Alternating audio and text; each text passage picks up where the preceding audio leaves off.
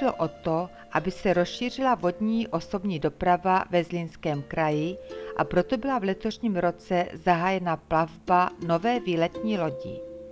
Loď byla spuštěna na vodu pomocí techniky 30.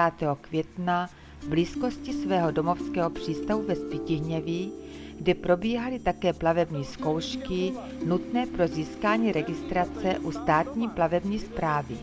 Příprava projektové dokumentace lodí byla zahájena na jaře roku 2007.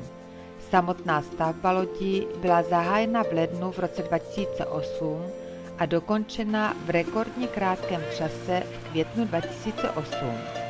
Loď bylo nutné navrhnout pro specifické podmínky Baťova kanálu, to znamená šířku a délku lodí, limitovat rozměry plavebních komor, ponor lodí garantovanou plavební hloubkou a maximální výšku lodí nad čarou ponoru, pak podjezdovou výškou mostů. Při svém maximálním obsazení pojme loď 60 pasažérů, kteří mohou vychutnat plavbu z pohodlí spodní paluby či vyhlídkové paluby na střeše lodí. Loď je navržena jako bezbariérová, je vybavená barem i WC a zajímavostí je integrované nezávislé topení, umožňující celoroční provoz až do zámrazu vodní cesty.